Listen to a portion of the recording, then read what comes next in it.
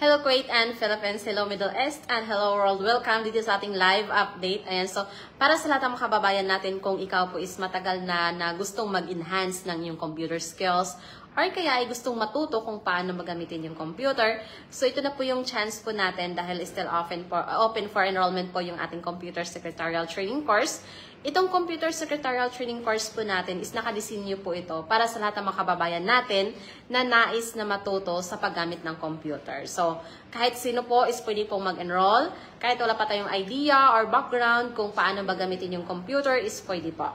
Or kaya ay ikaw is kasalukuyan na may idea ka na or may background ka na konti sa paggamit ng computer and kailangan mo lang siyang i-enhance.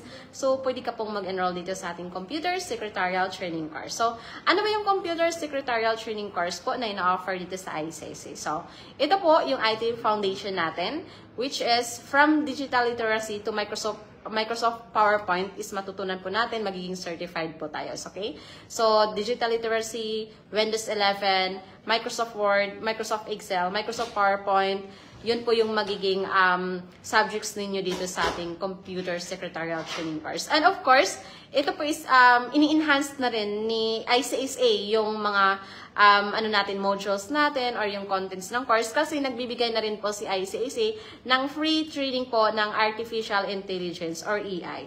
Kasi alam naman natin ngayon is marami ng AI na lumalabas. So, tuturuan din namin kayo, bibigyan namin kayo ng idea, paano ba yung tamang paggamit kay AI? Ano ba yung mga pwede natin gawin at hindi pwede natin gawin? So, yan po is free po siya once tayo is officially enrolled dito sa ating Computer Secretarial Training Course. Kasi, alam niyo sa panahon ngayon, napakalaking bagay talaga ni AI. Mas mapadali rin yung trabaho ninyo and kumbaga magbibigay siya ng more idea pa sa inyo kung paano niyo siya gagawin na mas efficient yung work ninyo. Okay, so yung skills natin sa computer secretarial natin, ini-enhance po natin siya with skills naman natin sa AI. Okay, so yun, magkaiba yung training natin sa computer secretarial course which is Microsoft Word, Excel, and PowerPoint. And of course, yung training natin kay AI po or Artificial Intelligence is ibang training po siya. So kumbaga, ina-add-ons po namin yan sa lahat ng mga examyan or sa lahat ng mga estudyante ni ICC na gusto rin na magkaroon ng AI skills po. Okay, so binibigay po namin siya as free training po siya sa lahat ng mga examyan. So kung gusto niyo po or kung kayo is matagal nang nagpaplano na gusto niyo matuto talaga, magiging certified sa paggamit ng computer applications, so ito na po yung chance po natin. And so mag-enroll na po tayo, mag-enhance tayo ng skills natin, mag-invest tayo ng skills natin para sa sarili natin. Kasi ito yung magbibigay sa atin. Kumbaga ito yung first step natin para ma-achieve natin yung mga goals natin. Lalo na kung ikaw is nag-look forward na makapagtrabaho sa office work po, no? Ito po yung kakailanganin natin or ito yung isa sa mga kailangan natin, yung computer skills po. So dito, magkakaroon tayo ng chance or opportunity na makapagtrabaho bilang isang admin staff, marketing staff, receptionist, executive secretary, or kahit anong posisyon sa office work. Kasi once nagtatrabaho ka sa office, is kailangan na meron ka ng computer skills. Kasi lahat ng company ngayon is gumagamit na ng computer. Lahat ng mga data sa company nakasave na yan sa computer talaga. And even though, gagawa tayo ng CV natin. So, hindi na natin kailangan na magpagawa pa sa iba. Tayo na yung gagawa ng CV natin. Kasi dito tuturuan kayo kung paano ba gagawin yung professional CV.